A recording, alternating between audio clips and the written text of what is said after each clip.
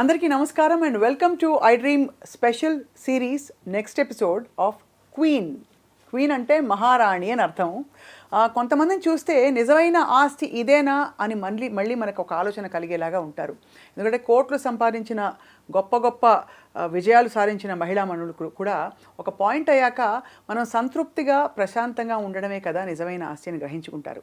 అది చాలా చిన్న వయసులోనే బహుశా గ్రహించుకుని బహుముఖ ప్రజ్ఞాశాలిగా తొలితరం యాంకర్గా ఇండస్ట్రీలోకి అడుగుపెట్టి ఒక ఇల్లాలిగా, తల్లిగా, వీటన్నిటితో పాటు ఒక అద్భుతమైన సంగీత దర్శకురాలిగా అండ్ గాయకురాలిగా, వీటన్నిటితో పాటు ఇంకా వ్యక్తిత్వ నిర్మాణంలో కీలక పాత్ర పోషిస్తూ అసలు ఒక చక్కటి తల్లి, ఒక చక్కని తల్లి అనిపించుకునే వ్యక్తి ఎవరంటే డాక్టర్ సరస్వతి ప్రదీప్ కొండిపర్తి.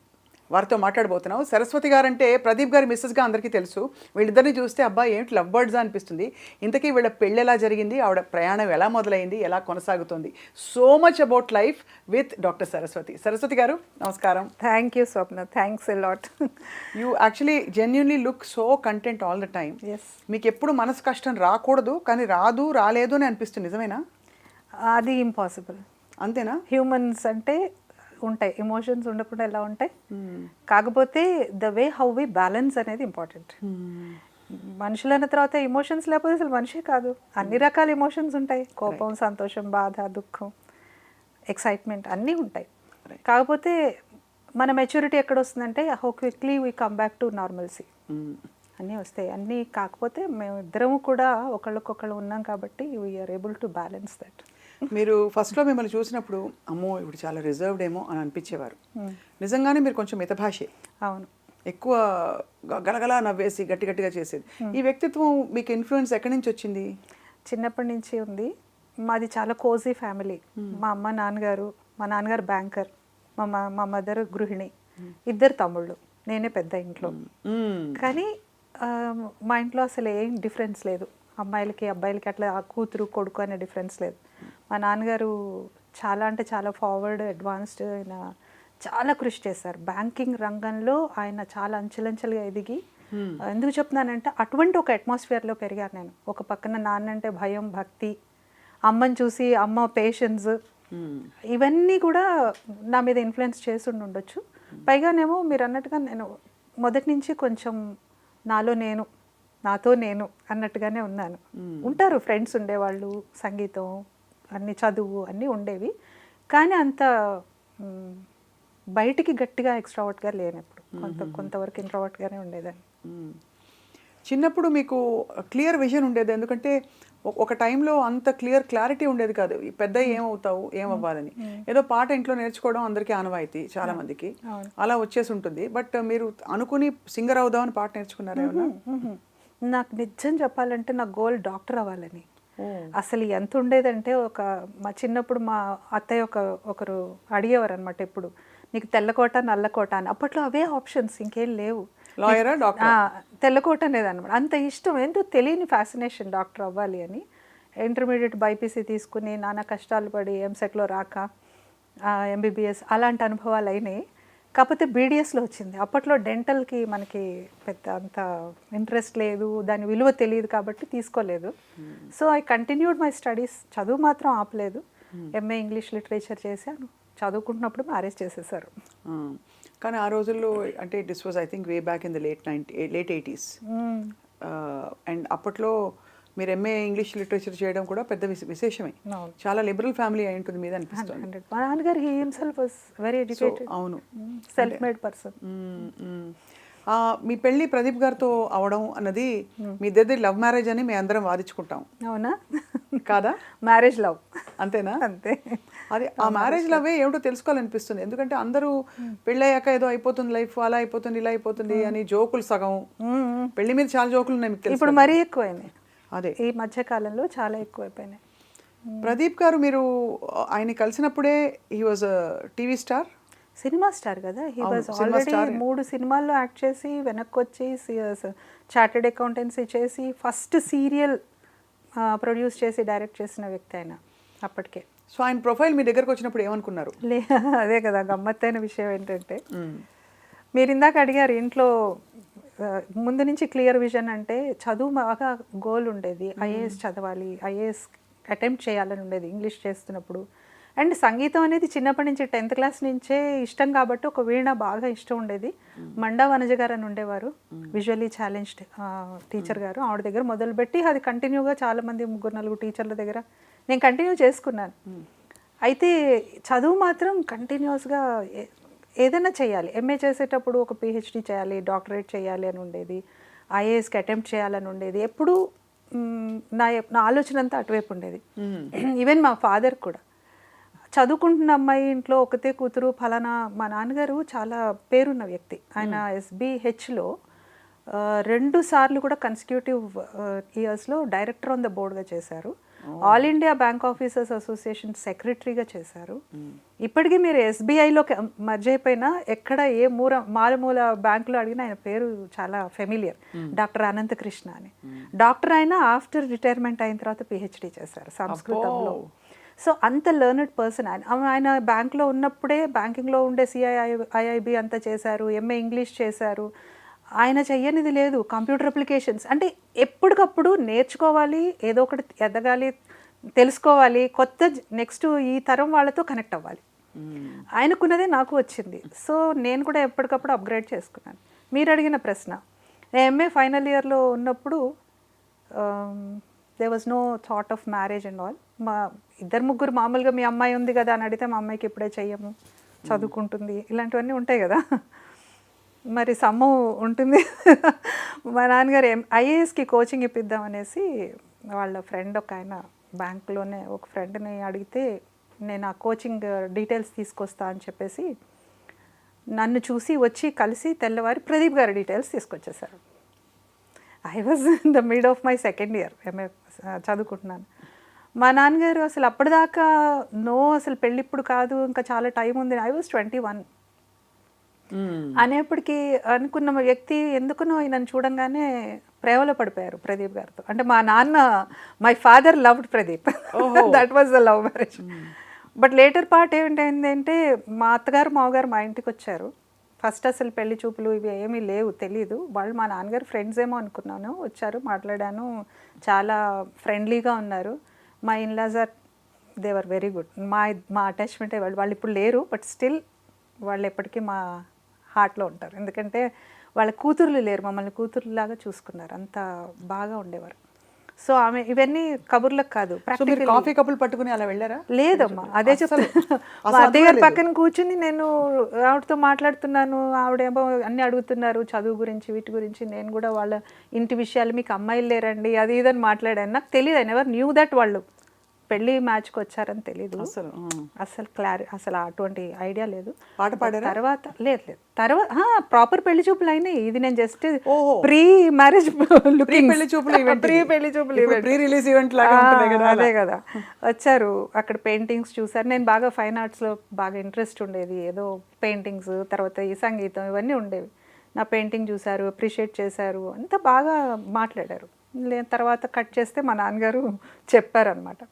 అప్పుడు కూడా తెలియదండి ఈయన ఒక ఫిల్మ్ హీరో, అట్లా ఏం క్లారిటీ లేదు. నేను ఎంతసేపు ఏదో టీవీ ఆర్టిస్ట్, CA చేశారు అని మాత్రమే ఎక్కింది మైండ్కి, అంతకన్నా ఎక్కువ ఎక్కలేదు, మనకంత క్లారిటీ లేదు.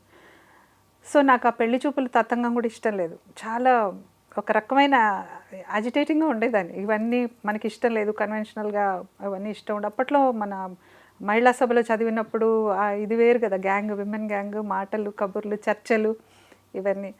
But still had to go through that. 10 మంది వచ్చారు మా ఆయన వాళ్ళందరూ కలిసి చూడడానికి. అంటే మా ఫ్యామిలీ చాలా పెద్ద ఫ్యామిలీ తర్వాత. బట్ చూసిన తర్వాత అప్పుడు వెలిగింది నాకు. కానీ సినిమాది కాదు వెలిగింది, అడుగడుగున బుచ్చి బాబు, అది వెలిగింది, అందరికీ నచ్చు బాబు, పూటకోళ్ళ గరీబు, మానవతకు నవాబు అనగానే నాకు ఆ మెట్లు దిగుతూ స్పెట్స్ పెట్టుకుని దిగి మళ్ళీ ఎక్కి ఇలా గమ్మత్తుగా ఉండేది ఆ టైటిల్ సాంగ్. మేము 86లో సీరియల్ స్టార్ట్ అయినప్పుడు చాలా ఫ్యాసినేషన్ ఉండేది. టీవీ కొత్త కదా అందరికీ. అప్పుడు నేను మా తమ్ముడు కూర్చుని ఆ సీరియల్ మాత్రం మిస్ కాకుండా చూసేవాళ్ళం. బుచ్చిబాబాయ్ మా ఇంటికి వస్తాడని తెలియదు, వచ్చేసాడు. బట్ చూసిన తర్వాత ఆ రోజున నేను చాలా గొడవ పెట్టాను అసలు పెళ్లి చూపులు. మొత్తానికి నన్ను కన్విన్స్ చేశారు. ఒక 2 minutes అన్నాను, సరే కూర్చున్నా, వెళ్ళా, మళ్ళీ వచ్చా. Somehow I could manage that. But later వెళ్ళిన తర్వాత మాత్రం వాళ్ళు, మా అత్తగారు వాళ్ళకి నచ్చే పాపం వాళ్ళు ఆయన్ని తీసుకొచ్చారనుకోండి. కలుద్దాం అనుకున్నాము. సరే హెసిటేటింగ్గా కలిసాము. April 1st ఇద్దరం ఫూల్స్ చేసుకున్నాం ఒకళ్ళకొకళ్ళు పెళ్లి చూపులు. 14th అంబేద్కర్ బర్త్డే రోజున మా హాలిడే ఉండింది కాలేజ్కి, బయటకు వెళ్దాం అంటే వెళ్ళినప్పుడు నేను అదే చెప్పాను మొన్న కూడా ఎవరికో, నాకు ఆయన ఆన్ స్క్రీన్ హీరో కన్నా రియల్ లైఫ్ హీరోగా అనిపించారు. ఏం మాట్లాడుకున్నారు అంటే అడగచ్చా? మాట్లాడుకుందంటే నాకు ఇప్పుడు నేను ఐ వాజ్ వెరీ ఇన్నోసెంట్ అండి, ఏం తెలియదు అసలు. ఇప్పుడు అనిపిస్తుంది ఏమన్నా కొంచెం తెలివితేటలు కూడా ఉండేవేమో నాకు అసలు. కానీ ఆ రోజుల్లో ఇలా పంపించడం పెద్ద విషయమే. అంటే ఆ రోజుల్లో అంటే ఐఎమ్ టాకింగ్ అబౌట్ జస్ట్ ఎలాగ 88, 90 అంటే కూడా కొంచెం కన్సర్వేటివ్ గానే ఉండేవారు. మా ఇంట్లో అదే చెప్పాను కదా, మా ఇంట్లో అసలు అలా లేదు. ఒకటి అపారమైన నమ్మకం మాకు, ఫ్యామిలీ వాల్యూస్ కానీ అవి కానీ చాలా ఉండేవి. ప్లస్ ఏంటి, మేము ఎలా తిరిగాము మామూలుగా కాదు. మీరు లవ్ మ్యారేజ్ అంటారు కదా, 3 నెలలు 6 నెలలు కలిసి తిరిగి పెళ్లి చేసుకున్నారు, కలుసుకున్న తర్వాత తిరిగాము, అంతే తేడా, అంతే తేడా. బట్ ఇక్కడ అండర్స్టాండ్ ఇచ్చేది. నాకు అసలు స్క్రీన్ కానీ సినిమా ఫీల్డ్ కానీ షూటింగ్స్ కానీ ఎటువంటి నాలెడ్జ్ లేదు కదా, నాకేం తెలియదు. He use to tell me so many things like ఇలా ఉంటుంది అలా ఉంటుందని చెప్పేవారు. నేను అలా చూస్తూ ఉండేది, వినేదాన్ని. బట్ ఆయన approach to life, the way he respects women, మానవత్వం అంటే పక్క వాళ్ళ పట్ల ఒక కంపాషన్, ముఖ్యంగా తల్లిదండ్రుల పట్ల గౌరవం చాలా బాగా నచ్చింది. మేమిద్దరం ఆ రోజు, మీరు నమ్మరు, 88లో మేమిద్దరం అనుకుంది, వన్స్ పెళ్ళి అయింది అంటే మనకి 2 sets ఆఫ్ పేరెంట్స్ ఉన్నారు అని అర్థం. 2 sets ఆఫ్ పేరెంట్స్. ఇంకక్కడితో అయిపోయింది కదండి, ప్రాబ్లమే ఉంది ఇంకా అస్సలు. అదే కదా, అటువంటి అండర్స్టాండింగ్తో మేము జీవితం స్టార్ట్ చేసాం. అక్కడ బీజం పడింది. చాలా బాగా తను గైడ్ చేసి, నేను తనకన్నా 4.5 years చిన్న, మా ఇద్దరు గ్యాప్. బట్ నెవర్ లైక్ అలా ఉండదు, మా ఇద్దరం ఫ్రెండ్లీగా ఉన్నాం బాగా. జర్నీ అలా మొదలైపోయింది. అంటే ఇప్పుడు సార్కి డెఫినెట్లీ 42 ఉండుంటాయి. ఇప్పుడు అంటారా? మీరు చాలా ఎక్కువ చెప్పేస్తున్నారు. 30+. We are always 30+. అలాగే అనిపిస్తారు ఇద్దరు. ఏంటి అసలు ప్రదీప్ గారిని చూసినప్పుడు అంటుంటాను, ఏంటి ఆయన అసలు ఏం వయసు అవ్వదు, అలాగే ఉంటారు, ముడతలు లేవు, ఎప్పుడు నవ్వుతూ ఉంటారు, ఎప్పుడు యాక్టివ్గా ఉంటారు. మీరైతే యువర్ ఆల్వేజ్ అసలు ఎక్కడా నేను ఫోటోగ్రాఫ్ లాగే ఉంటారు. అయ్యో. సో అప్పుడు పెళ్ళయింది మీది. But how did you get introduce to anchoring? అసలు it was also most unexpected. అసలు అది కూడా అనుకోలేదు. నేను చదువు కంటిన్యూ చేశాను. 88లో నేను ఫైనల్ ఇయర్ కదా, ఆఫ్టర్ మ్యారేజ్ నేను కంటిన్యూ చేసి ఫైనల్ ఇయర్ ఎగ్జామ్స్ రాసి యూనివర్సిటీలో కూడా నాకు ర్యాంక్ వచ్చింది. అప్పుడు అంత బాగా ఎంకరేజ్ చేశారు నన్ను. ఆఫ్టర్ ఎంఏ ఇమీడియట్గా నేను సిఫిల్లో కూడా చేరాను. నాకు సీట్ వచ్చింది. అక్కడ కూడా ఆల్ ఇండియా లెవెల్లో ఎంట్రన్స్లో టాప్ చేశాను. అక్కడ కూడా నాకు ఒక ఫస్ట్ సెమిస్టరే ఆయన ఫీజు కట్టారు, సెకండ్ సెమిస్టర్ మెరిట్ స్కాలర్షిప్. అది కూడా చెప్తూ ఉంటాను ఇవాళకి కూడా. అంత చదువుకున్నాను. Immediately after like Niharika was my daughter. తను 1 year 1.5 year అప్పటికి, 90 వచ్చేప్పటికి 1 year కూడా లేదు. 89లో పుట్టింది తను. సో అప్పుడు నాకు కాలేజ్లో మన జాబ్ వచ్చింది, ప్లేస్మెంట్ వచ్చింది జూనియర్ కాలేజ్లో. అదే టైంలో దూరదర్శన్లో ఆపర్చునిటీ ఎలా వచ్చిందంటే, ఈయన సంధ్యారాగంలో శంఖారావు అని ఒక టెలిఫిల్మ్ ప్రజ్ఞ హీరోయిన్ తను చేశారు కదా. నేను బిగ్ ఫ్యాన్ ఆఫ్ హర్. అప్పట్లో నాకు ఎంత ఇష్టం ఉండేదో తనంటే. సో ఆ టెలిఫిల్మ్ జంధ్యాల గారు డైరెక్ట్ చేశారు కదా, దానికి ప్రొడ్యూసర్గా నా పేరు పెట్టారు. నా పేరు ఉండింది. సో ఆ దానిలో నన్ను దూరదర్శన్కి తీసుకెళ్లారు, అకౌంట్స్ డిపార్ట్మెంట్లో ఏదో సైన్ చేయాలనేసి. అప్పుడు మన శైలజ సుమన్ గారు ఉన్నారు అక్కడ, ప్రోగ్రామ్ ప్రొడ్యూసర్ మేడం తెలుసు కదా, ఆవిడ ఉన్నారు. ఆవిడ నన్ను చూసి సరస్వతితో ఎందుకు యాంకరింగ్ చేయించకూడదు అన్నారు. అసలు యాంకరింగ్ అనే పదమే కొత్త. అప్పుడు మన అనౌన్సర్స్ ఉండేవారు కదా, విజయదుర్గ గారు, రోజారాణి గారు, శైలజ సుమన్ గారు, ప్రేమ మాన్వి గారు, ఎంత పెద్ద పెద్ద అనౌన్సర్స్ ఉండేవాళ్ళు. అండ్ లైవ్లో వాళ్ళు చెప్పేవాళ్ళు. ఇప్పట్లాగా క్యాప్స్లింగ్ కూడా లేదు కదా. రోజారాణి గారును ప్లస్ విజయదుర్గ గారు అంటే సెన్సేషన్. అప్పుడు సెన్సేషన్ అండి. ఇవాళ ఎవరు వస్తారని చూసేవాళ్ళం టీవీలో. వాళ్ళ మాడ్యులేషన్ వాళ్ళు చెప్తూ ఉంటే అలాంటిది నేను ఎప్పుడు నేను ముందు నుంచి చూస్తున్న వాళ్ళని, ఎప్పటి నుంచో. అట్లాంటిది నేను వెళ్ళి వాళ్ళతోని డైరెక్ట్గా, అంటే అప్పుడు కూడా నాకేం తెలియలేదు. ఆవిడ చెప్పారు, ఓకే ఈయనన్నారు మీ ఇష్టం చేస్తుంది అన్నారు. ఏమిటి వీళ్ళిద్దరు నా గురించి ఏం మాట్లాడుకుంటున్నారు నాకేం తెలియలేదు. అని వచ్చే సండే వచ్చేసే అన్నారు. ఆవిడ అలాగే మాట్లాడితే వచ్చేసే సరస్వతి అని. నేను ఎక్కడ ఇంటర్వ్యూ అయినా ఫస్ట్ ఆవిడని నేను నమస్కారం చెప్పుకుంటాను. ఎందుకంటే she's the person who introduced me to the small screen first. ఆవిడ ఐడెంటిఫై చేశారు నన్ను. ఫస్ట్ డేనే నాకు సుమాంజలి అనే ప్రోగ్రామ్ ద్వారా నేను ఎంటర్ అయ్యాను. ఈ వారం నుంచి వచ్చే వారం దాకా ప్రోగ్రామ్ వివరాలు ఎంత డీటెయిల్డ్గా మొత్తం అన్ని తారాగణం, నటీనటుల, దర్శకులు, సంగీతం అనుకుంటూ మొత్తం చెప్పాల్సింది.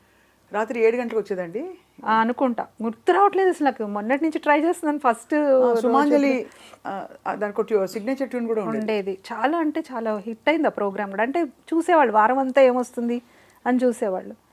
First day first take okay అయింది. మనకి ఏమీ తెలియదు. అంత హ్యూజ్ స్టూడియో దూరదర్శన్ది, అంత పెద్ద కెమెరాలు, అంతా చీకటి. నేను ఉన్నంత వరకే ఇక్కడ లైట్ ఉండింది. ఇక్కడ ఎవరున్నారు పీసీఆర్ అంటే తెలీదు. ఆవిడ పీసీఆర్ నుంచి మాట్లాడుతున్నారు. మేడం ఎక్కడున్నారో అని వెతుక్కుంటున్నాను, తెలియలేదు. బట్ నాకు ఇచ్చిన గాడ్స్ గిఫ్ట్ ఏంటంటే మెమరీ. తెలుస్తుంది అది మీకు.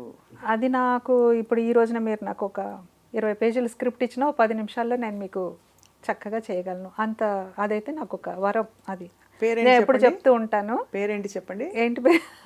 నా పేరు గుర్తుంది, సరస్వతి. అలాగే ఉండాలి కదా. అలా అని కాదు, బట్ అదొక ఎందుకో తెలియదు మొదటి నుంచి. ఒక 20 మంది నాకు నేను మోడరేటర్గా ఉన్నప్పుడు కూడా వాళ్ళందరి పేర్లు మళ్ళీ నేను ఒక్కసారి తెలుసుకుని చెప్పేదాన్ని. అదొక ప్రాక్టీస్ అయిపోయిందో ఐ డోంట్ నో. బట్ మొత్తానికైతే నాకు అది అక్కడే పడింది. అది కూడా దూరదర్శన్లో. ప్రాంప్టర్ ఉండేది కాదు. ఆవిడొచ్చి చాలా మెచ్చుకున్నారు. ఫస్ట్ కట్ ఓకే అయిందమ్మా, నీకు మంచి భవిష్యత్తు ఉందని చెప్పారు. I felt happy. ఆయన ప్రదీప్ గారు నన్ను వదిలేసి వెళ్ళిపోయారు బయట. సముద్రంలోకి వదిలితే ఒక ఈత నేర్చుకున్నట్టు నేర్చుకున్నాను. ఆయన మళ్ళీ నన్ను పికప్ చేసుకున్నప్పుడు అడిగారు, హౌ వాజ్ యువర్ ఎక్స్పీరియన్స్ అని. నాకేం తెలియలేదు. అక్కడ ఏదో నల్లగా ఒక బ్లాక్ హోల్ కనిపించింది, అందులో చూసి మొత్తం చెప్పేసా అన్నాను. అదే కాన్సన్ట్రేషన్ తల్లి, ఏకాగ్రత, అది మెయింటైన్ చేసి చాలు, you have a very bright future అని చెప్పారు. ఇద్దరి బ్లెస్సింగ్స్తోని మొదలుపెట్టాను. ఇటేమో మార్నింగ్ హాఫ్ లెక్చరర్ జాబ్, 2 o'clockకి రావడం, మళ్ళీ 3:30 కల్లా దూరదర్శన్లో మనకి మొదలైపోయేవి. లైవ్ కదా, అనౌన్స్మెంట్స్ చెప్పేదాన్ని. లైవ్ అనౌన్స్మెంట్స్, మా తర్వాత సుమాంజలి అన్నీ చేశాను. లైవ్ కూడా చెప్పారు. మొదటి నుంచి లైవ్ అనౌన్స్మెంట్స్ మొదలు. అసలు చాలా కష్టం కదండి. చాలా కష్టం, చాలా కష్టం. అప్పటి నుంచి నేను నేషనల్ నెట్వర్క్ స్టార్ట్ అయ్యేదాకా అక్కడ ఉండేవాళ్ళం. 3 o'clock to 8కి స్టార్ట్ అయ్యి అప్పటిదాకా ఉండేవాళ్ళం. అట్లా 4 years తర్వాత ఈటీవీ వచ్చిన తర్వాత ఇటు లాగేశారు. మళ్ళీ దూరదర్శన్కి చేశాను, ఇటు ఈటీవీకి అయితే ఇంకా ఎంప్లాయీ అనుకున్నారు. ఆల్మోస్ట్ అన్నీ చేశాను. అన్ని టీవీలు, ఇంకా మా టీవీ అన్ని టీవీలతోనే అనుబంధం ఉంది. అవును. కానీ చెక్కు చెదరకుండా అలా మీ కెరియర్ కొనసాగిస్తూ మీరు అంటే మీ పాట ఎక్కడ ఉపయోగం చేశారు మీరు? అంటే ఎక్కడ వాడుకోగలిగారు మీరు మీ పాట? అంటే బేసిక్గా నిజంగా పాట అంటే ప్రాణం ఉండేది. చిన్నప్పుడు మనకి ఇప్పట్లాగా యాప్స్ లేవు, యూట్యూబ్ లేవు, ఏమీ లేవు. మాకు ఫోన్ లేదు, ఏం లేదు. రేడియోలో చిత్తరంజన్ గారి పాట పాడి నేర్పిస్తుంటే ఇక్కడ రాసుకుని నేర్చుకునేవాళ్ళం. అంత పిచ్చి ఉండేది పాట అంటే. అవే కాకుండా ఇప్పుడు టీవీ మొదలైన తర్వాత లలిత సంగీతం అని వస్తూ ఉండేది మనకి. అప్పుడప్పుడు వీళ్ళు పాటలు పాడుతుంటే అవి చూసి నేర్చుకునేవాళ్ళం. సినిమా పాటలు అన్నీ. తర్వాత భజన్ మండలి అని మీ ఒక దీది ఉండేవారు. ఆవిడ నేర్పిస్తుంటే మేము నేర్చుకుని కృష్ణ దీది అని అక్కడ ఏదో కొన్ని కాంపిటీషన్స్లో పాడేవాళ్ళం. పెళ్ళి అయిన తర్వాత పాట పాడటానికి సీరియల్స్లో పాడటం అట్లాంటివి అయితే ఎప్పుడు వెంచర్ చేయలేదు. బట్ కొంతకాలం తర్వాత మాత్రం మా సీరియల్స్కే నేను మ్యూజిక్ డైరెక్షన్ చేసుకున్నాను. ఈయన ఒక రియాలిటీ షో చేశారు అప్పట్లోనే, నాతో ప్రయాణం అనేసి. దానికి ఒక పాట నేనే రాసేసి ట్యూన్ చేశాను. ఒకసారి పాడితే మీకు గుర్తు రాలేదు. ఆకాశంలో ఎగిరే పక్షుల్లా, నీటిలో నా ఇదే చేపల్లా, ఆకాశంలో ఎగిరే పక్షుల్లా, నీటిలో నా ఇదే చేపల్లా, సాగిస్తావా నాతో ప్రయాణం, చేసేస్తావా నాతో ప్రయాణం. ఆ పాట టాటా గ్రాండే వాళ్ళు ఎవరో వచ్చారు, అది దాన్ని కూడా కలుపుకుని పాట చేసాం అన్నమాట. అది అట్లా టైటిల్ సాంగ్. చాలా క్యాచీగా మీకు అంటే. కానీ ఒక్కటి చెప్తాను సరస్వతి గారు, ఎక్కువ పనులు వస్తే కూడా పెద్ద కష్టం కదా. కష్టమే. మీకు సంగీతం వచ్చు, మాట వచ్చు, ఏం మంచి ఇంగ్లీష్ వచ్చు, ఏం లెక్చరర్ కూడా చేస్తున్నారు అక్కడ. అంటే being multifaceted, you don't know what to take up as your core. అది నేను యాంకరింగే ప్రిఫర్ చేశాను. అదే ఇష్టపడడానికి యాంకరింగ్ యాంకరింగ్ అంటే లెక్చరర్ జాబ్ చేస్తున్నప్పుడు ఇటోకాలతో చేస్తున్న టైంలో ఇంత పాట నేను ఇప్పుడు ఈ గొంతు నథింగ్, నాది చాలా హై పిచ్లో పాడేదాన్ని ఒకప్పుడు. ఆ లెక్చరర్ జాబ్ చేస్తున్నప్పుడు నా వాయిస్ ఎఫెక్ట్ అయిపోయింది బాగా. ఆ చాక్ పౌడరు వాటితో పడలేదు, సమం నా వాయిస్ అంతా పాడైపోయింది. ఈవెన్ ఈఎన్టీ స్పెషలిస్ట్ కూడా మీరు better don't strain your voice అని చెప్పారు. ఈయన ఒకరోజు నన్ను పికప్ చేసుకోవడానికి వచ్చి 90 మంది బాయ్స్కి నేను టీచ్ చేసేదాన్ని జూనియర్ కాలేజ్లో, దట్టు అగర్వాల్స్ హిందీ వాళ్ళ కోసం నేను హిందీ నేర్చుకుని ఇంగ్లీష్ పాఠాన్ని హిందీలోకి చెప్పి నేను చాలా ఎన్నో జిమ్మిక్కులు చేశాను లైఫ్లో. అయిపోయింది. అక్కడ చూసి అన్నారు, నువ్వు కెమెరా ముందర మాట్లాడితే లక్షల మందిని రీచ్ అవుతావు, ఎందుకు నీ గొంతు స్ట్రెయిన్ చేసుకుంటావు అన్నారు. కరెక్టే కదా, it was only a temporary job, అదేం పర్మనెంట్ కాదు. సో నేను ఐ టుక్ ఏ డెసిషన్, వచ్చినందుకు నాకు మీరు నమ్మరు Swapna, every alternate day I'm associated with camera. ముందు నుంచా వెనక నుంచా పక్కన స్క్రిప్టా డబ్బింగా ఏదైనా స్క్రీన్కి నేను అటాచ్ అయి ఉన్నా అప్పటి నుంచి. This been 35 years. మా మ్యారేజ్ అయ్యే 36 years, 35 years నుంచి నేను అసోసియేట్ అయి ఉన్నా. అంత రిగరస్. మా తర్వాత మా మ్యూజిక్ టీచర్ అనేవారు, నీకు పాట కచేరీ కన్నా మాట కచేరీ ఎక్కువైపోయింది, గొంతు పోయిందని చెప్పి. సో తక్కువైపోయింది పాట.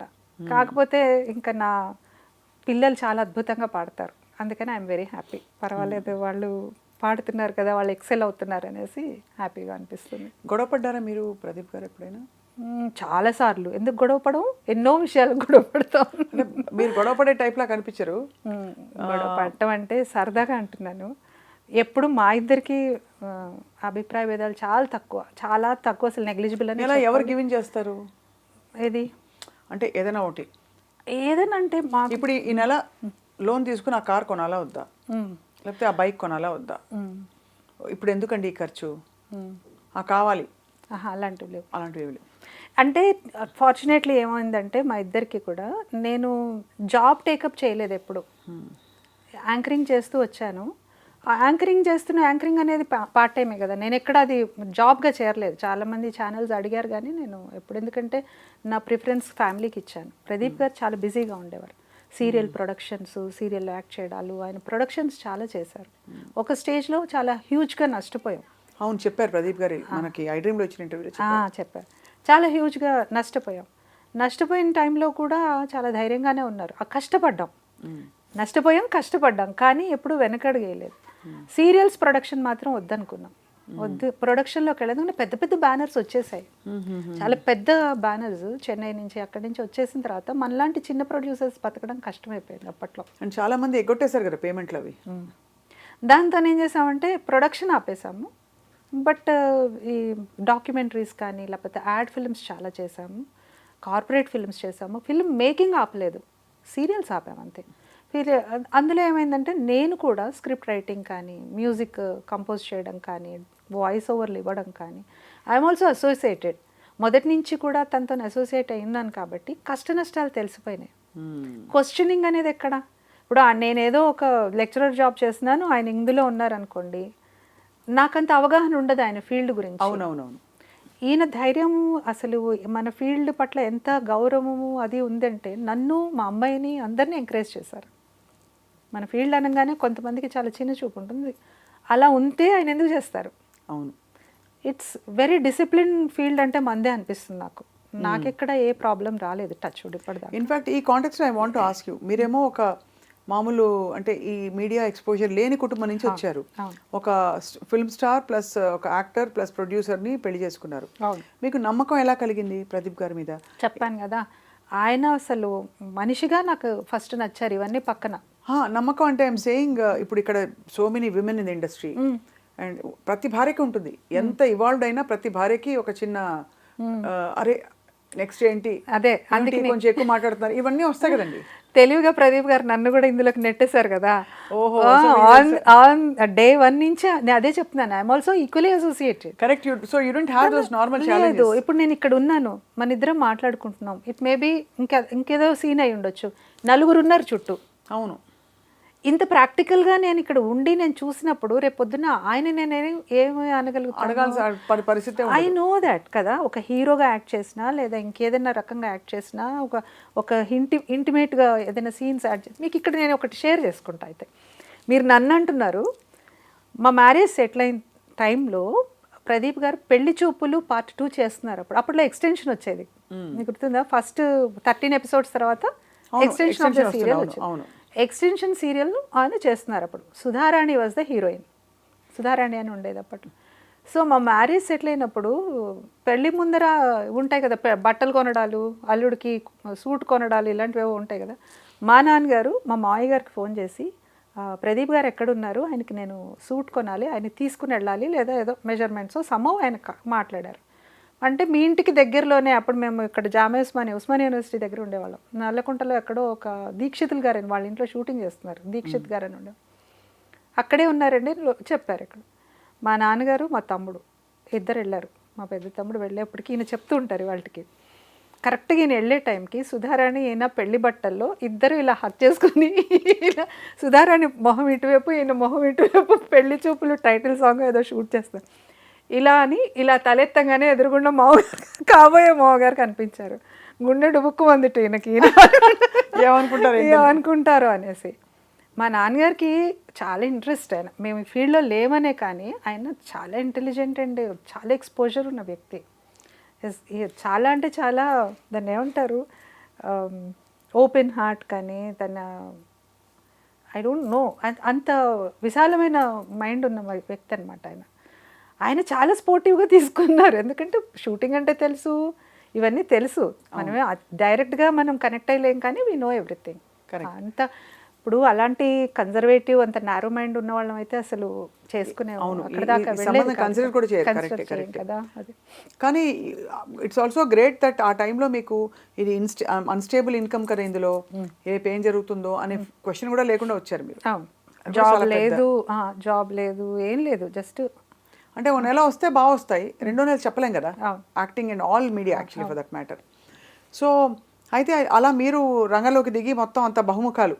నేను కన్సిస్టెంట్గా ఎర్న్ చేశాను స్వప్న, కన్సిస్టెంట్గా. అసలు నేను నా ఎర్నింగ్కి ఎక్కడ స్టాప్ అవ్వలేదు అసలు. లెర్నింగ్కి ఎర్నింగ్కి రెండు ఒక స్థితిలో. మీరు అన్నది కరెక్ట్. ఇట్లాంటిది కొంచెం ఒక కష్టం వచ్చి ఏదో ఒక ప్రొడక్షన్ అవ్వక ఏదో లాస్ వచ్చిన టైంలో కూడా నేను చేస్తున్న లెక్చరర్ జాబే రెస్క్యూ చేసింది. అంతే కదా. అలా కొన్ని సందర్భాలు ఉన్నాయి, కాదనట్లేదు. కానీ భగవంతుడు భలే ఇది ఇచ్చాడు మాకు శక్తి. ఇద్దరికి కూడా మంచి ఫ్రెండ్లీ నేచర్, కంపాటబిలిటీ, అండర్స్టాండింగ్. అది ఎలా వచ్చిందో మాకే తెలీదు. ఇంకొక యాడెడ్ అడ్వాంటేజ్ ఏంటంటే ఇద్దరము కూడా సాఫ్ట్ స్కిల్స్ ట్రైనింగ్లో ఉన్నాం, పర్సనాలిటీ డెవలప్మెంట్ ట్రైనింగ్లో ఇంటర్నేషనల్ లెవెల్లో చేసాం. ఇద్దరము ఇంటర్నేషనల్ లెవెల్లో ట్రైనింగ్. అండ్ మేము తీసుకున్న టాపిక్ కూడా హ్యాపీ మ్యారీడ్ లైఫ్ అని. ఇద్దరము ఇప్పటికి 2 తెలుగు రాష్ట్రాల్లో ఆల్మోస్ట్ అందరు తెలుగు కపుల్స్ని మేము టచ్ చేసి ఉంటాం. జస్ట్ మ్యారీడ్ కపుల్ నుంచి 40 years 50 years మ్యారీడ్ లైఫ్ ఉన్న కపుల్ కూడా వచ్చి కూర్చుంటారు. కపులే యాక్సెప్టెడ్ అందులో, వాళ్ళు ఎంట్రీ, నో ఇండివిజువల్స్, కపుల్సే. వాళ్ళిద్దరి మధ్యనే మేము ఇక్కడ ఏదేదో గేమ్ షో లాగా కాదు, డే టు డే వచ్చే ప్రాబ్లమ్స్ని ఎలా ఓవర్కమ్ చేసుకోవాలి, చిన్న విషయాలకి ఫ్రిక్షన్స్ రాకుండా ఇలాంటివి. ప్లస్ ప్రైవేట్గా కూడా ఎవరికైనా కౌన్సిలింగ్ కావాలంటే వాళ్ళకు కూడా మేము కౌన్సిలింగ్ చేస్తూ వచ్చాం. నేను ఒకళ్ళకి చెప్తున్నప్పుడు నన్నే వాళ్ళు క్వశ్చన్ చేస్తుంది, నువ్వు ఆ రోజు అలా చెప్పావు కదా, నువ్వేం ఆలోచిస్తున్నావు అనేసి. కరెక్ట్, అవును, అంతే కదా. ఆ ట్రైనర్గా ఉన్న అడ్వాంటేజ్, లైక్ ఒక పర్సనాలిటీ డెవలప్మెంట్లో మనం ఇంకొకళ్ళకి సలహా ఇస్తున్నామా, కౌన్సిలింగ్ చేస్తున్నామా అనే దానికి మనకే అది బెనిఫిషియరీ. అసలు best beneficiary out of a training programme అంటే trainer himself or her self. మనం చెప్పే కొద్దీ నేర్చుకుంటాం. ఇంకా ఎక్కువ మనకి అది పెరుగుతూ ఉంటుంది కెపాసిటీ. మన ఫ్రాంటియర్స్ ఎక్స్పాండ్ అవుతూ ఉంటాయి. అవును, ఇంకా అనేక రకాలుగా లాటరల్ థింకింగ్ డెవలప్ అవుతుంది, స్పాంటేనిటీ డెవలప్ అవుతుంది, అండ్ లాజికల్గా, ఎనలిటికల్గా, క్రిటికల్గా so many varieties of thinking develop అవుతుంది. సో ఈ మొత్తం క్రమంలో పిల్లలు పుట్టిన తర్వాత అది ఎలా హ్యాండిల్ చేశారు? మదర్హుడ్ని, మళ్ళీ ఇక్కడ కెరియరు, తర్వాత కెరియర్ రుచి తెలిస్తే వదలడం కష్టం, అందులో మీడియా.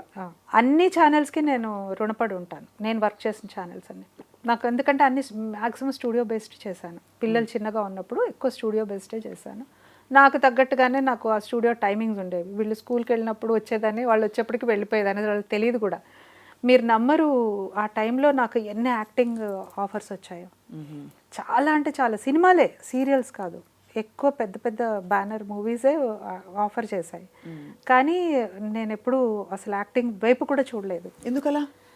ఒకటి పిల్లలు, ఫ్యామిలీ, ఈయన బిజీ ఉంటారు, నేను కూడా బిజీ ఉంటా ఎట్లా అనే ఒక పర్స్పెక్టివ్. యాంకరింగ్లో I was so contented, so మళ్ళీ ఎంత నేను ఎన్ని ఒక స్టేజ్లో ఒక్కటే ఛానల్కి నేను 4 ప్రోగ్రామ్స్ చేశాను. Every day I was on the screen, ఒకటే ఛానల్. అంత హెక్టిక్గా ఉండేది. మా మదర్ బాగా సపోర్ట్ చేశారు. ఫస్ట్ మా పిల్లలిద్దరిని ఆ మదర్ బాగా చూసుకునేవారు. నేను లేనా కాసేపు. అప్పుడు చీరలేనా, డ్రెస్సులు కూడా? శారీస్, ఎక్కువ డ్రెస్ అంటే నేను యాంకరింగ్ ఎప్పుడు శారీసే నేను చేయలేదు. లేదు, కొన్ని ఫస్ట్లో కొన్ని చేశాను. బట్ నేను చేసిన మాక్సిమం ప్రోగ్రామ్స్ ఎక్కువ women based, spiritual based, talk shows ఇలాంటివి చేశాను కాబట్టి శారీసే ఎక్కువ, శారీస్, డ్రెస్సెస్ తక్కువ. సో అయితే మీరు సినిమాలో ఆఫర్లు రిజెక్ట్ చేశారు. ఏమన్నా ఉండేదా మీకు, అంటే మైండ్లో ఉండేదా సినిమా వద్దని? ఒక రకమైన ఇన్హిబిషన్స్ ఉండేవి. అది ఉంటాయి సహజంగా, ఇన్హిబిషన్ ఉండేది. ప్లస్ పిల్లలు చిన్న పిల్లలు, అప్పుడు వాళ్ళు చిన్న పిల్లలు, అదొక బాగా బాదరింగ్ ఉండేది. లైక్ ఈయన బిజీగా ఉంటారు, నేను కూడా వెళ్ళిపోతే పిల్లలు ఎలా ఇబ్బంది పడతారు. ఇది ఓపెన్గా అడుగుతున్నాను. ఎక్కడైనా మీకుండే అవేర్నెస్ లెవెల్స్కి, ఇప్పుడు భార్యాభర్త ఒకే ప్రొఫెషన్లో ఉంటే కూడా గ్రేట్, ఉంటే అది ఇబ్బంది కూడా. ప్రదీప్ గారు చాలా మంచివారు, ఎప్పుడు అలా అనుకోరు. బట్ ప్రదీప్ గారు షిఫ్ట్ అయ్యి ఆయన టీవీకి వచ్చేసారు. ఇప్పుడు నేను దూసుకెళ్ళి సినిమాల్లోకి వెళ్ళిపోతే ఎక్కడ నేను నా పర్సోనా డామినేట్ చేస్తుందని ఒక అవేర్నెస్ ఏమైనా వచ్చిందా మీకు? ఎప్పుడు లేదా? ఎప్పుడు అసలు అలాంటి ఆలోచన కూడా రాదు, ఇద్దరికి రాదు అసలు. అటువంటి థింకింగే లేదు అసలు. ఆయన ఎంకరేజ్ చేసే తీరు చెప్తే అదేదో మనం ఏదో ఫ్యాబ్రికేట్ చేసి చెప్తున్నాం అనుకుంటాం, అలా ఉండదు. He is such a genuine person. నన్ను ఎలా ఎంకరేజ్ చేస్తారో మా అమ్మాయిని అలాగే చేస్తారు, ఫ్యామిలీలో ఎవరు వచ్చినా చేస్తారు, బయట నుంచి ఇంకెవరైనా వచ్చా సార్ మాకు అవకాశం కావాలంటే వాళ్ళని కూడా అలాగే ఎంకరేజ్ చేస్తారు. ఆయనకు అసలు తేడా లేదు. He such a great person, నిజంగా అస్సలు తేడాలు లేవు. తమ పరాభేదం లేదు. మాకు కులం అనేది ఎవరిని అడగము, మాది తెలీదు ఎవరికి, అలా ఉంటాము.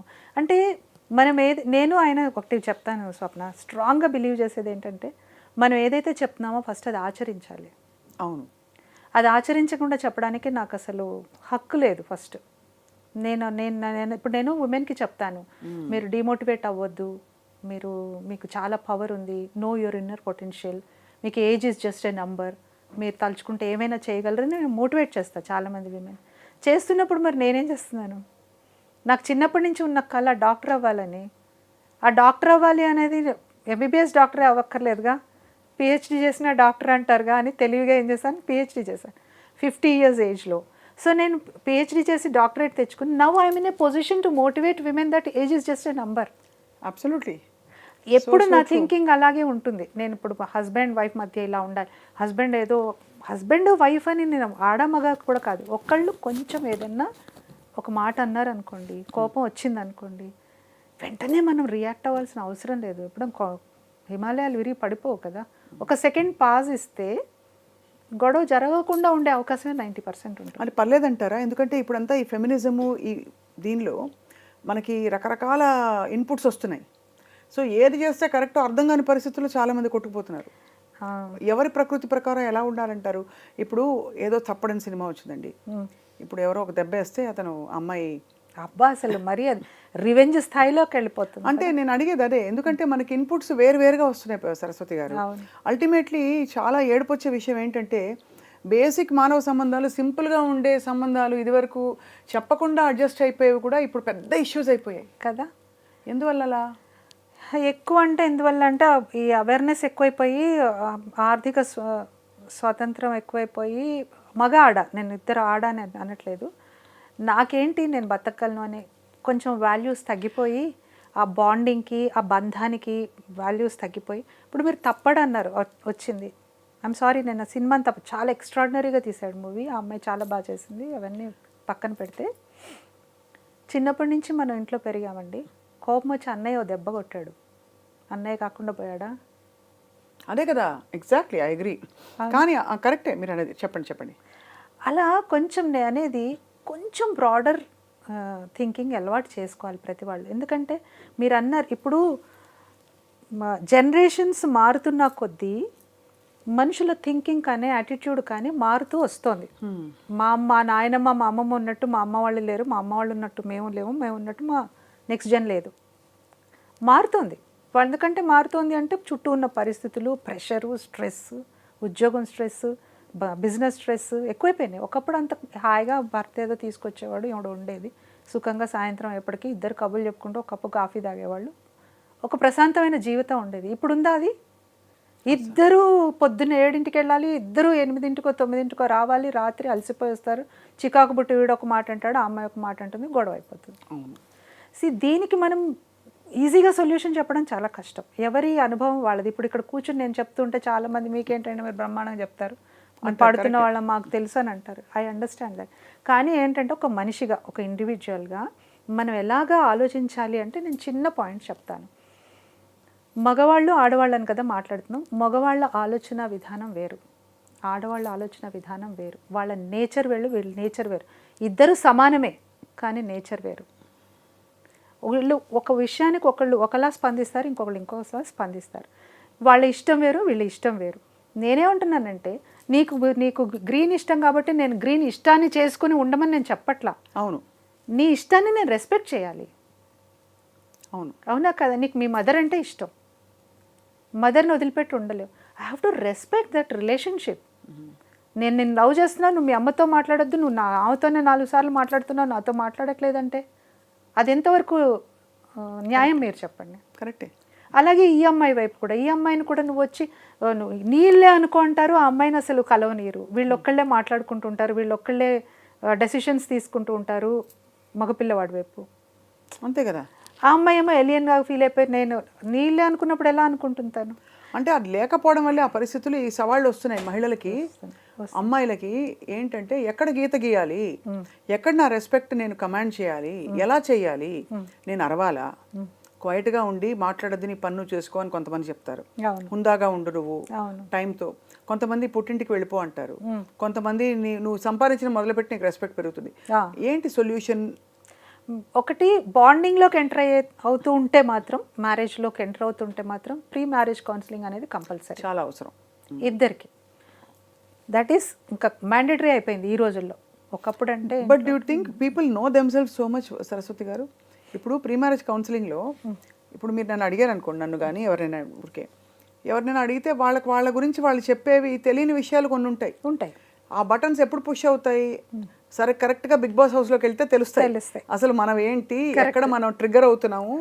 మన సహజ చెప్పడానికి అందరూ మంచివాళ్లే, ఎవరు చెడ్డవాళ్ళు కాదు. సో ఈ అందులో ఇప్పుడు ఇన్ఫ్లుయెన్సెస్ మారుతున్న టైంలో మీరు కపుల్స్కి ఏం చెప్తారని బేసిక్గా? అంటే how do identify that thread of love? For example love అనండి, బాండింగ్ అన్నది, కన్సర్న్. మీరు అన్నారు చూడండి, అన్నయ్య కొడితే వదిలేసుకుంటావా, చాలా సమంజసంగా ఉంది విండాలి. అలా ఏం చెప్తారు మీరు కపుల్స్కి? అదే చెప్తాను. నువ్వు ఒక వ్యక్తితోని నువ్వు రేపొద్దున ప్రయాణం మొదలు పెట్టాలనుకుంటున్నావు.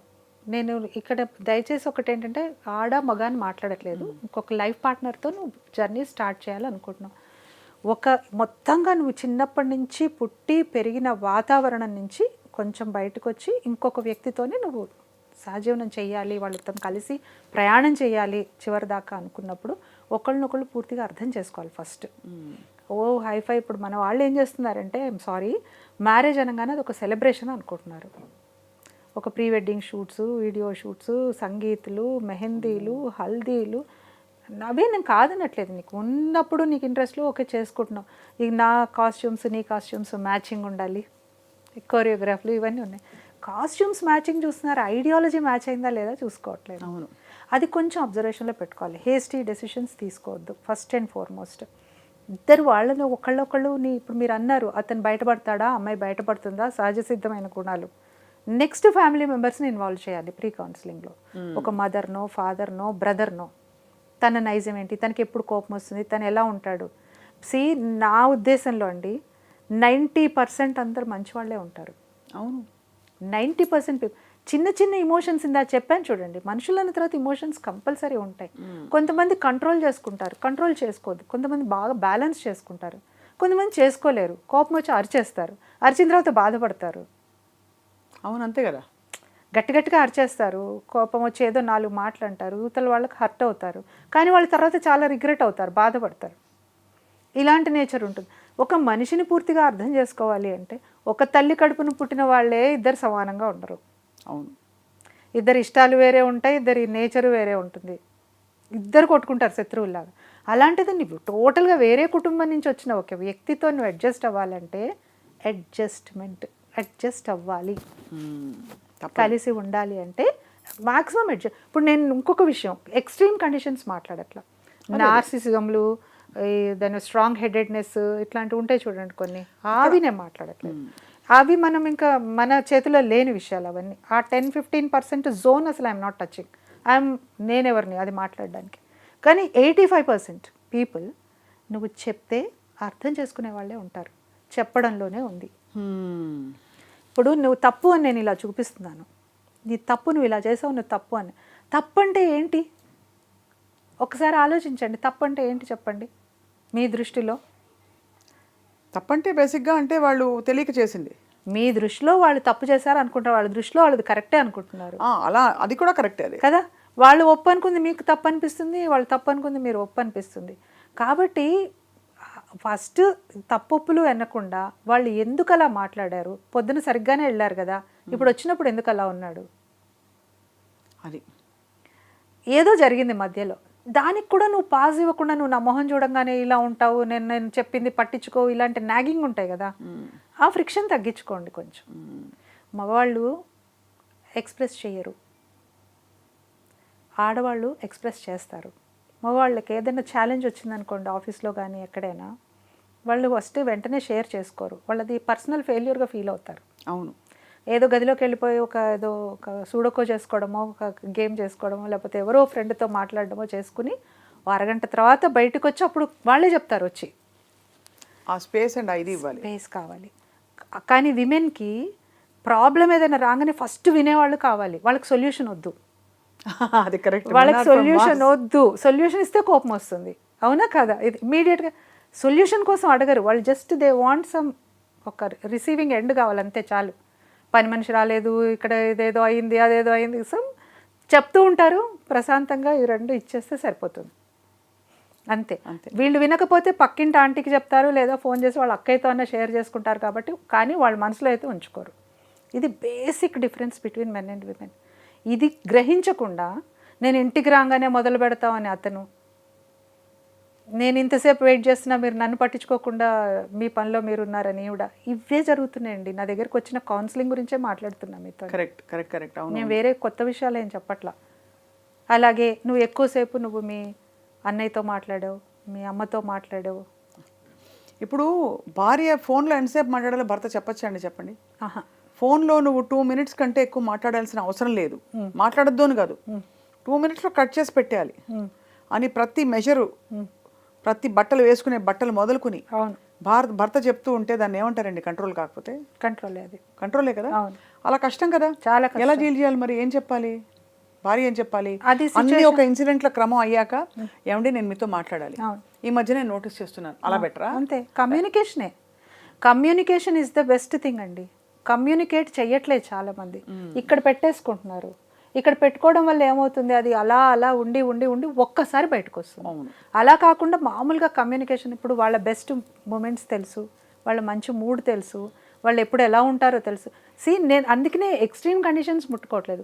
మీరు చెప్పిన ఇదే సిచ్యువేషన్ తెలిసిన వాళ్ళలోనే అతను, ఆ అమ్మాయి అసలు ఎవరితో ఫోన్లో మాట్లాడడానికి వీల్లేదు, 30 ఏళ్ళు అయింది పెళ్ళై, పిల్లలు పెళ్ళిళ్ళు అయిపోయి వాళ్ళ పిల్లలు కూడా పుట్టిన తర్వాత కూడా 5 నిమిషాలకు మించి ఫోన్లో మాట్లాడకూడదు. ఏం చేస్తుంది ఈ ఏజ్కి? ఇంక తను ఏం చేయగలుగుతుంది? చాలా అదే అంటే ఇది individuals attitude Swapna. We cannot generalize this. ఇప్పుడు ఒక ఇంట్లో జరిగినది ఇంకో ఇంట్లో కాదు, ఇంకో రకమైన ప్రాబ్లం ఉంటుంది. ప్రాబ్లం ఈజ్ ప్రాబ్లం, దాని ఫార్మాట్ మారచ్చు, దాని స్ట్రక్చర్ మారచ్చు, కానీ సమస్య ఉంటుంది. దాన్ని ఏ రకంగా మనం ఎదుర్కోవాలి అనేది నీ విద్వత్తు, నీ సమయము, నీ దేశకాలమాన పరిస్థితులు, చుట్టూ ఉన్న వాతావరణం. అతనికి ఎవరైనా చెప్తే వింటారు అనేవాళ్ళు ఉంటారుగా ప్రతి వాళ్ళకి జీవితంలో, వాళ్ళతో చెప్పించడానికి ట్రై చేయాలి. అది కొన్ని ఉంటాయి, ప్రతిదానికి ఒక సొల్యూషన్ ఉంటుంది. సొల్యూషన్ వెతుక్కోవడం అనేది విజ్ఞత, వివేకం, తెలివి. అంతే.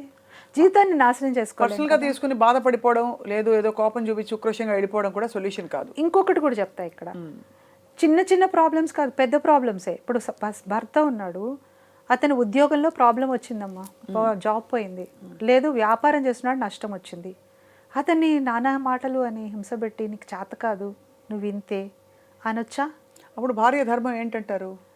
సపోర్ట్ చేయాలండి, సపోర్ట్ చేయాలి. If she is earning, మొత్తం రెస్పాన్సిబిలిటీ తీసుకోవాలి, మోరల్ సపోర్ట్ ఇవ్వాలి. అప్పుడు మనిషి మారలేదు కదా స్వప్న, సిచ్యువేషన్ మారింది. డబ్బుదే ఉంది, వాళ్ళు ఉంటుంది రేపు ఉండదు, వాళ్ళు ఉండదు రేపు వస్తుంది. కానీ మనిషి అనే మనస్సు అనేది అట్లా కాదు కదా. జీవితం ఎంత మనకి ఇచ్చింది భగవంతుడు, ఇంత చిన్న జీవితాన్ని ఇలాంటి ఆవేశాలు, ఈగోలు, ఫ్రిక్షన్లు వీటితో పాడు చేసుకుంటామా, ఆనందంగా చేసుకోవడానికి ట్రై చేసుకుంటామా? మంచి పాయింట్ యాక్చువల్లీ. ఇట్స్ నేను ఒక సేయింగ్ నేను ఫాలో అవుతా, అది అందరికీ చెప్తాను కూడా. నేను ఎక్కడో చదివాను ఇది, life is like a song for which God has given the lyric but the tune is ours. ఎంత అద్భుతమైన కొటేషన్. జీవితాన్ని ఒక పాట అనుకుంటే దానికి సాహిత్యాన్ని భగవంతుడు ఇచ్చేశాడు. నువ్వు ఎక్కడ పుడతావో తెలియదు, ఏ తల్లిదండ్రులకు పుడతావో తెలియదు, రిచ్ ఇంట్లో పుడతావా, బీదింట్లో పుడతావా, ఏ కులం, ఏ మతం, ఏ దేశం, ఆడ మగ కూడా తెలియదు. పుట్టేదాకా మనకి తెలియదు. Everything is set by God. నేను భగవంతుడిని బాగా నమ్ముతాను, ఫిలాసాఫిక్గా ఉంటాను, నమ్ముతాను. ఐ మీన్ ఆ స్పిరిచువల్ పాత్లో ఉన్నాను నేను. సో అలాంటప్పుడు పుట్టిన తర్వాత మాత్రం మన duty, how best we can make that life beautiful, ఎంత బాగా మనం దాన్ని చేసుకోగలం, రిలేషన్షిప్స్ ఎలా పాటించగలం, దాన్ని మనం ఇచ్చిన సాహిత్యానికి మంచి సంగీతాన్ని మనం సమకూర్చుకోగలగనేది మన చేతిలో ఉంది. బ్యూటిఫుల్. ట్రాజిక్ చేసుకుంటామా, హాయిగా ఆనందంగా పాడుకుంటామా అనేది మన చేతిలో ఉంది. సిచ్యువేషన్ మీరు చెప్తున్నారు బాగానే ఉంది, కానీ అవతల వచ్చేవాళ్ళు మనకి అట్లా ఉండాలి కదా అంటే, నీకు శక్తి ఉన్నంత వరకు వాళ్ళని నీతో పాటు ఆనందంగా ఉండేలాగా ఉంచుకో. లేదు అంటే వాళ్ళు ఆ 10%లోకి వెళ్ళిపోతారు. నేను చెప్పేది 90%. ఇది మాత్రం ఖచ్చితంగా పాసిబుల్. మేము ఎన్ని చూసాం స్వప్న, ఎన్ని సిచ్యువేషన్స్ చూసాము, మేము ఇద్దరము చూసిన సిచ్యువేషన్స్ మేము చూడంగానే చాలా హ్యాపీ కపుల్, లవ్ బర్డ్స్, చాలా ఆనందంగా ఉన్నారు, ఇద్దరు బాగుంటారు, చూడడానికి సెట్గా ఉన్నారు అనుకో. మా వెనకాల ఎన్ని సుడిగుండాలు ఉన్నాయి, ఎంత లైఫ్ చూసాము, ఎన్ని మాటలు విన్నాము. వాళ్ళని తిట్టుకున్నారు ఎప్పుడైనా? మేమిద్దరం తిట్టుకోలేదు, మా ఇద్దరికి అసలు ఎప్పుడు తిట్టుకోవాల్సిన గ్రేట్ బ్లెస్సింగ్ అండి. బ్లెస్సింగ్ అంటే బ్లెస్సింగ్, మామూలుగా కాదు. విసుక్కొని కూడా విసుక్కోలేదు. ఇంకా నేనన్నా ఎప్పుడైనా నా హెల్త్ రీత్యా అంటే హెక్టిక్ అయిపోయి మనకి విమెన్కి ఉండే కొన్ని ఇష్యూస్లో ఒకప్పుడు, ఇప్పుడు కాదు, అప్పుడైనా నేను నీరసించిన సందర్భాలు ఉన్నాయి. కానీ ప్రదీప్ గారు అయితే ఇవాళ దాకా విసుక్కొని కూడా విసుక్కోలేదు. బా, ఎంత బంగారు కొండ అండి అసలు. విసుక్కోలేదు అంటే అది బ్లెస్సింగే, అది మామూలు బ్లెస్సింగ్. అది మీరు చెప్పండి. ఇప్పుడు విసుక్కున్నా, ఎప్పుడైనా ఒకవేళ విసుక్కున్నా, డల్గా ఉన్నా, మనము ఎలాగా వాళ్ళని సొలేసి ఇవ్వగలమని చూడాలి తప్ప, నాకు ఇంకా నువ్వు నన్ను షాపింగ్కి తీసుకెళ్ళలేదు, నా పుట్టినరోజుకి నువ్వు చీర కొనలేదు, ఏంటండి చిన్నపిల్ల ఆటలని. నేను ఎందుకు చెప్తున్నా అంటే ఈ చిన్న చిన్న వాటి దగ్గరే గొడవలు పడి విడిపోతున్నారండి బాబు. ఎక్స్పెక్టేషన్స్ అంటే మనం మెజర్ చేసుకుంటామండి, మనకేం కొనిపెట్టారు, ఏమి ఇచ్చారు, ఏం చేస్తారు, తన నీ కోసం ఏం మారాడు చెప్పు, లేకపోతే తన నీ కోసం ఏం మారని చెప్పు అని అడిగే రెచ్చగొట్టే వాళ్ళు చాలా మంది ఉంటారు చుట్టూ. What changes has he made for you, you tell me. What changes has she made for you, no she is doing her own thing అని అనేవాళ్ళు ఉంటారు. బట్ అల్టిమేట్లీ మనం ఆ బంధాల్లోకి ఎందుకు వచ్చా అది గుర్తు చేసుకుంటే దట్ కోర్ రీజన్ అది మేము ఎన్ని విని ఉంటాం అలాగా. మీరు అన్నారు చూడండి ఇందాక, ఆయన హీరో, అందరు హీరోయిన్స్తో చేస్తారు, అమ్మాయిలతో దగ్గరగా ఉంటారు అన్నీ. అంటే ఎంతమంది ఎన్ని రకాలుగా మీకు చెప్పారా, ట్రై చేసి ఉంటారు. మీకు చెప్పారా? చాలా వచ్చాయి. నవ్వి గ్రేస్ఫుల్గా నవ్వి పక్క నుంచి వెళ్ళిపోవడమే తప్ప మన రియాక్షన్ అనేది ఎక్కడా లేదు. రెస్పాండ్ అవ్వడమే నాకు ఉండేది. No reaction, only response. అది రెస్పాన్స్ ఎలా ఇస్తాను, నేను గ్రేస్ఫుల్గా ఇస్తాను. Because I know the facts. నాకు తెలుసు, ఇండస్ట్రీ తెలుసు, ఆయన తెలుసు. ముఖ్యంగా ఇండస్ట్రీ ఎందుకు నాకు, మా ఆయన తెలుసు కదా నాకు, ఇంకొకరు ఎందుకు నాకు అసలు. I know him. అండ్ మా పిల్లలిద్దరు, వాళ్ళిద్దరు అసలు వండర్స్. అంటే పిల్లలని చెప్పుకోవడం కాదు, ఇంత కష్టాల్లో వాళ్ళిద్దరు స్ట్రాంగెస్ట్ పిల్లర్స్ మా ఇద్దరికి. వావ్. మాకన్నా మెచ్యూర్డ్ ఇద్దరు. అది బ్లెస్సింగ్. మమ్మల్ని చూస్తూ పెరిగారు. ఎవరో అడిగారు పేరెంటింగ్ అంటే ఏంటి అని, పిల్లల్ని పెంచడం అంటే. పిల్లల్ని పెద్ద పెంచేదేం లేదండి, మనం ఉండడమే పేరెంటింగ్ అని చెప్పాను. మనం ఉండడమే పెంచడం, అంతే. మనం ఎలా ఉన్నాం పిల్లలు పిల్లలు అలాగే అలాగే ఉంటారు. తయారవుతారు. అంతే, మనమే హీరో హీరోయిన్లు పిల్లలకి, వేరే కాదు. ఇట్లా అది ఇవన్నీ ఏంటంటే చెప్పడానికి బాగుంటాయి అనుకోవడానికి కూడా లేదు. ఎందుకంటే నేను అనుభవించి నేను జర్నీ చేసి చెప్తున్నా. 36 ఏళ్ల మా మ్యారీడ్ లైఫ్లో మేము ఎంతో క్యాన్వాస్, మేము ఎంతో చూసాం కదా, ఎన్నో చూసాం కదా. అన్ని సందర్భాల్లో కూడా ఎలా ఈక్విలిబ్రియం పాటించాలి, కోపం రాకుండా ఉండదు, కోపం వస్తుంది, బాధ వస్తుంది, ఈయనేంటి ఇలాగా నష్టపోయే పని చేస్తున్నారు అనిపిస్తుంది, కన్సర్న్ వస్తుంది. నేను అడుగుతాను, అయ్యో మళ్ళీ ఎలాగా, మనం ఇంత మళ్ళీ ఇన్వెస్ట్ చేస్తే కష్టం కదా అని అనే సందర్భాలు. ఏం పర్వాలేదు, we have that way to come out అనేది ఆయన చెప్తారు, నేను కన్విన్స్ అవుతాను. This is what happening every time. ఇప్పుడు అంటే ఈ మొత్తం జర్నీలో ఎంత బంధాలు, మంచి బ్యాలెన్స్ లైఫ్ ఈ ఆశ్రమ స్టేజ్లో మీరు పాటిస్తున్నా మీకు ఇంత స్వజ్ఞానం ఉంది మీ గురించి, మీకు జీవితం గురించి. అసలు ఎందుకు పుట్టాను అలా తాత్వికమైన ప్రశ్నలు పుట్టినప్పుడు what you feel is ultimate fulfilment అంటే పిల్లలు పెద్దవాళ్ళు అవుతారు, వాళ్ళ పెళ్ళిళ్ళు అవుతాయి, వాళ్ళు సెటిల్ అవుతారు, వాళ్ళ చదువులు అయిపోయాయి, మనం కూడా ఉండడానికి ఒక ఇల్లు ఉంది, ఏదో బ్యాంక్ బ్యాలెన్స్ కొంత వెనకేసుకున్నాం, పెన్షన్ వస్తుందో ఏదో ఒకటి ప్రతి వాళ్ళకి. అప్పుడు what should they search as a deeper meaning of life? అందరికీ ప్రేమను పంచడమా? నేనే ఆప్షన్స్ ఇచ్చేస్తాను మీకు. అందరికీ ఉపయోగపడాలంటారు, అది చచ్చినట్టు ఉపయోగపడాలా ఉదాహరణకి? లేదు అసలు నువ్వు నీ వంతు బాగుంటే చాలు అని అంటారా? లేదు నిజంగానే ఒక ఆధ్యాత్మిక సాధనలోకి వెళ్ళిపోయి అలౌకిక ప్రపంచాల్లో ఏమున్నాయి, ధ్యాన సాధన 4 లక్షల మంత్రాలు చేస్తే ఏమొస్తుంది, ఇది శోధించాలా? లేకపోతే ఏమీ లేకుండా ఇలాగే మంచిగా ఉంటూ అందరితో చచ్చిపోవాలా? హ్యాపీగా జీవితాన్ని చివరి క్షణం వరకు ఇచ్చిన ప్రజెంట్ని ఒక గిఫ్ట్ లాగా చేసుకొని, పాస్ట్ ఏమీ క్యారీ చేయకుండా, ఫ్యూచర్ గురించి భయపడకుండా, మీరు ఎంత అందమైన జీవితం గురించి చెప్పారు. ఇప్పుడు ఏ చింత లేకుండా పిల్లలు పెద్దవాళ్ళు అయిపోయి హ్యాపీగా వాళ్ళ జీవితం వాళ్ళు జీవిస్తూ, బ్యాంక్ బ్యాలెన్స్ ఉండి, ఫుల్ఫిల్మెంట్ ఉండి, ఎంతమంది ఉన్నారు స్వప్నాలాగా? పిల్లలు వదిలేసి ఆశ్రమాల్లో ఉండేవాళ్ళు, అనారోగ్యంతో ఉంటే చూడలేని వాళ్ళు ఎంతోమంది ఉన్నారు కదా అలాంటి వాళ్ళు. మనం ఎంత బెటర్ పొజిషన్లో ఉన్నాం ఇప్పుడు. అది యాటిట్యూడ్ ఆఫ్ గ్రాటిట్యూడ్. ఆ గ్రాటిట్యూడ్ ఉండాలి కదా మనకి. ఆ గ్రాటిట్యూడ్తోని మీరేం చెయ్యక్కర్లా, మీరేం స్పెషల్గా వెళ్ళిపోయి చేయాల్సిన అవసరం లేదు. మీకు ఇష్టం వచ్చినట్టుగా హాయిగా రిలాక్స్డ్గా ఉండండి, రిలాక్స్ అవ్వండి. కొంత టైంకి మీకు ఏమనిపిస్తుంది, అరే నాకు ఇంత సమయం ఉంది, నెక్స్ట్ వేరే ఆలోచన వస్తుంది. జీవితంలో ఎన్నో ఉంటాయి, ఎన్నో అనుకుని ఉంటాం చిన్నప్పటి నుంచి, అవి గుర్తుకొస్తాయి.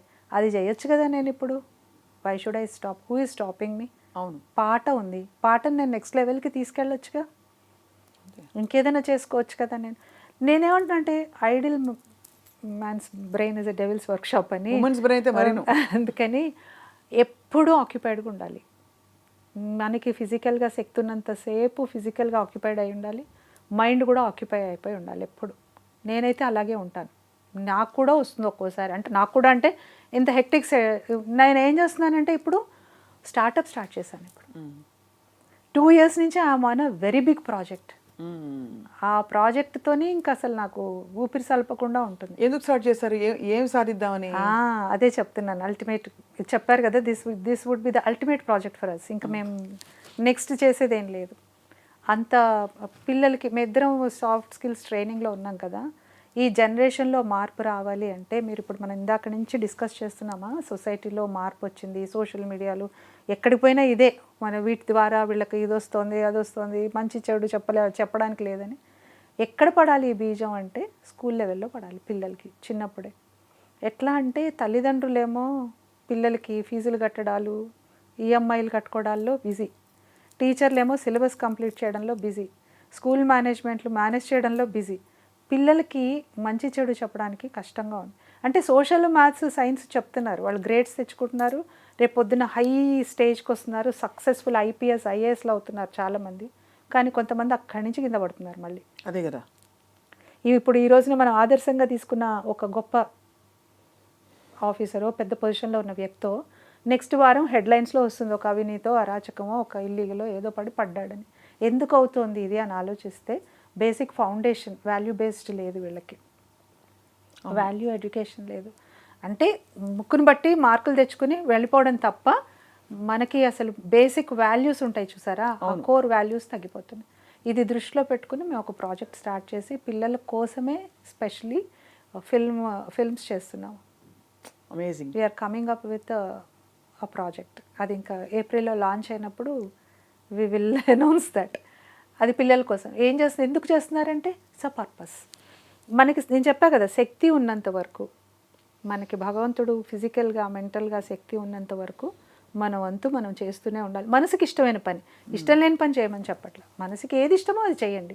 మీకు ఇలాంటి సేవ ఇష్టం లేదు, మీకు ఎంత అద్భుతమైన గాత్రం ఉంది, మీరెందుకు నెక్స్ట్ లెవెల్కి వెళ్ళకూడదు, మీరెందుకు కచేరీలు చేయకూడదు, మీరెందుకు 10 మందికి నేర్పించకూడదు? అసలు సపోజ్ ఏం చేయాలని లేదనుకున్నారు, తప్పంటారా? హ్యాపీగా పడుకోండి తిని, అంతే. మిమ్మల్ని ఎవరు వద్దన్నారు? అదే అదే అర్థం. హ్యాపీగా తిని పడుకోండి.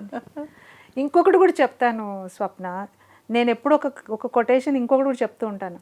వయసులో పెరగడం కాదు ముఖ్యం, జీవితంలో ఎదగడం ముఖ్యం అని.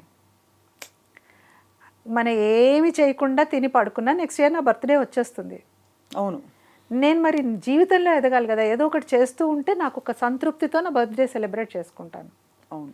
ఏటి పక్కన గులకరాయి కూడా 1000 ఏళ్ళు ఉంటుంది, తాబేలు కూడా 300 ఏళ్ళు 400 ఏళ్ళు ఉంటుంది. దానికి మనకి తేడా ఏంటి? అంతే కదా. మనకు ఒక పొటెన్షియల్ ఉంది, మనకు ఒక కెపాసిటీ ఉంది, ఒక భగవంతుడు ఒక విచక్షణ ఇచ్చాడు మనకి. మీదంటూ ఒక బ్రాండ్ వదిలి వెళ్ళాలి కదా రేపొద్దున. అంతే. మరి ఆ బ్రాండ్ వదిలి వెళ్ళడానికి అన్ని ఎఫర్ట్స్ అన్ని ఆ డైరెక్షన్గా పెట్టి, ఎందుకంటే మీకు యు ఆర్ బ్లెస్డ్ లైక్ మీకు అంత ఫుల్ఫిల్మెంట్ ఉంది. ఏమీ లేని వాళ్ళు నాకు ఇది లేదు, ఇది ఉంటే నేను చేయగలుగుతాను అనుకుంటారు. మనకు ఉంది కదా. రిటైర్ అయిపోయిన ఒక బ్యాంక్ ఎంప్లాయీ, పెన్షన్ వస్తుంది, మంచిగా ఒక అకౌంట్లో ఒక అమౌంట్ ఉంటుంది, హెల్త్ ఉంది, 62 ఏళ్ళు వచ్చినాయి, ఇంట్లో కూర్చుని నేను ఇదేంటి నాకు బోర్ కొడుతుంది, లేకపోతే ఇది చేస్తాను అది చేస్తాను. బోర్ ఎందుకు కొట్టాలి? నీకు ఇంకా శక్తి ఉంది, నీకు ఇంకా ఏదో ఒక సేవ చేయొచ్చు కదా. అవును. ఏదో ఒక పని చేసుకోవచ్చు కదా. ఎంగేజ్ అయిపోయిన కొద్దీ మనకి మనము ఒకటి యంగ్ అవుతాము, 2 ఎంగేజ్ అవుతున్న కొద్దీ యంగ్ అయిపోతాం. అంతే. ఇప్పుడు మేము వెళ్ళట్లా స్మార్ట్ జోడీకి. అసలు మీరిద్దరూ నిజంగా, మీరు నెక్స్ట్ నేను అడగబోయే క్వశ్చన్ మీరు ఇబ్బంది పెట్టచ్చు మమ్మల్ని. ఏం ఇబ్బంది పెట్టదు, అడగండి. మీరు నిజంగానే విత్ నో మేకప్ మీరు ఇంత థళథళలాడే తెలుపు అబ్బా అన్నట్టు ఎలా ఉన్నారు చెప్పండి. ఏం లేదు. అంటే తెలుపు అంటే నలుపు ఉండకూడదని కాదండి, you are glowing very naturally. ఏవో మీరు చిట్కాలో అవే పాటించుంటారు. లేదు అంటే లేదు అని నేను చెప్తాను, అది అబద్ధం కాదు. రోజు అలోవెరా రాసుకుంటారు. అదే సార్, నిల్ మెయింటెనెన్స్, అదే సీక్రెట్.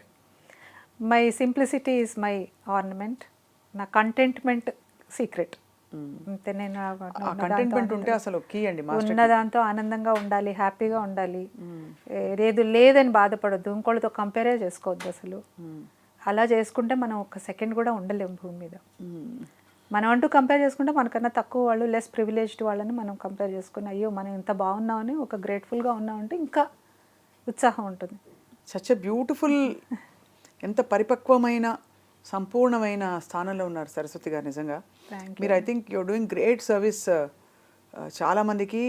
ఇది ఇన్ఫ్యాక్ట్ ఇది ఎంత లాంగ్ కాన్వర్జేషన్స్ అంటే నాకైతే మీతో కలిసి అది ఎక్కడ కుదురుకుంటుందో తెలియదు. ఒక సిరీస్ చేయాలండి, రోజువారీ సమస్యలు తీసుకొస్తా నేను.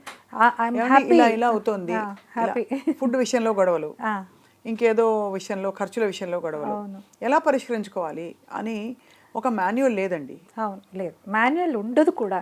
ఎలా ఉంటుంది అంటే కనీసం ఒక గైడింగ్ మాన్యువల్ ఉండాలి కదండి. ఇప్పుడు తప్పడు లాంటి ఒక ఎక్స్ట్రీమ్ చూసాము, అది తప్పు రైట్ అని అండలే, కొంతమందికి అది రైట్ అయిండొచ్చు. మరొక చోట బాగా దెబ్బలు తింటున్న భార్యలు చూస్తున్నాం, తాగొచ్చి కొడుతున్న భార్యలు చూస్తున్నాం.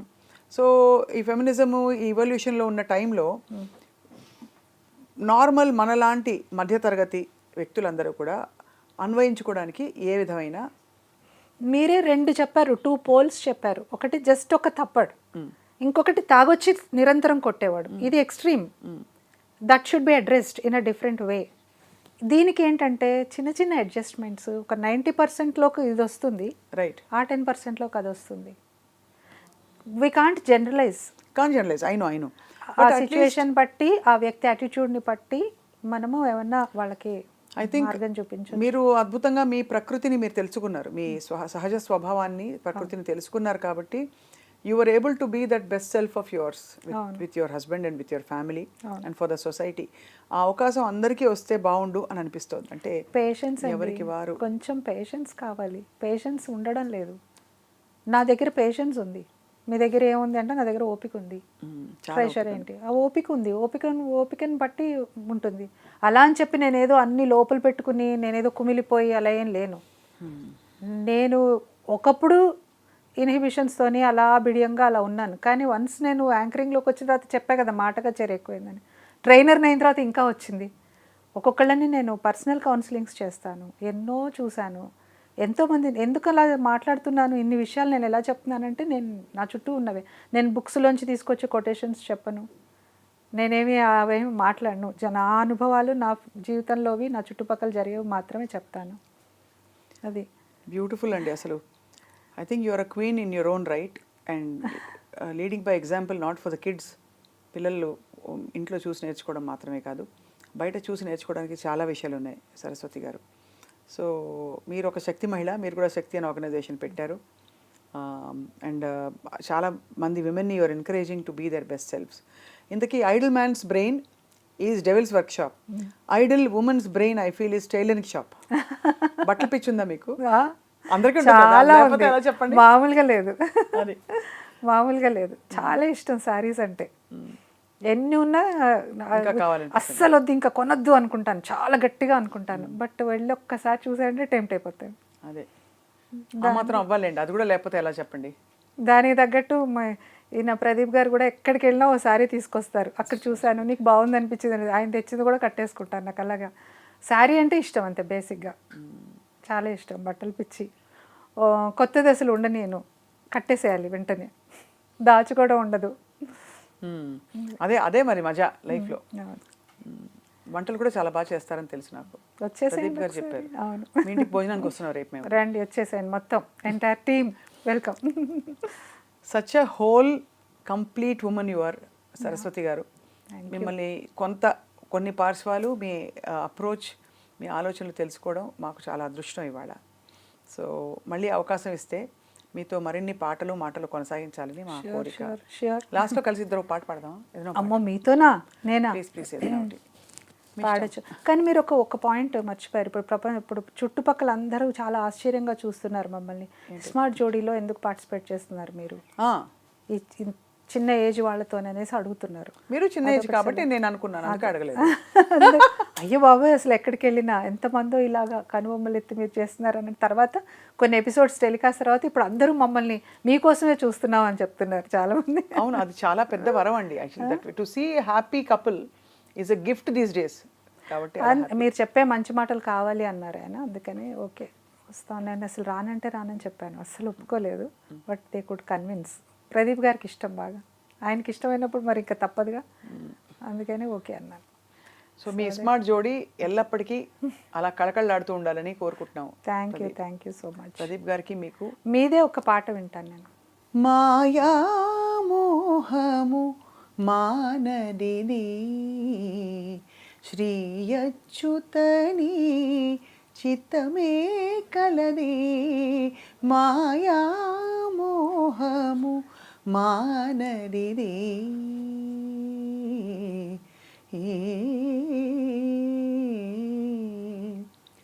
మొలచిన దేహము ముడియుటకును సరి, తలచిన దైవము తనలోనే, ఇలలో శ్రీ వెంకటేశ నీ కరుణ కలిగెను మాకెంతో ఘనతే కలది, మాయా మోహము మానదిది శ్రీ అచ్యుతని చిత్తమే కలది.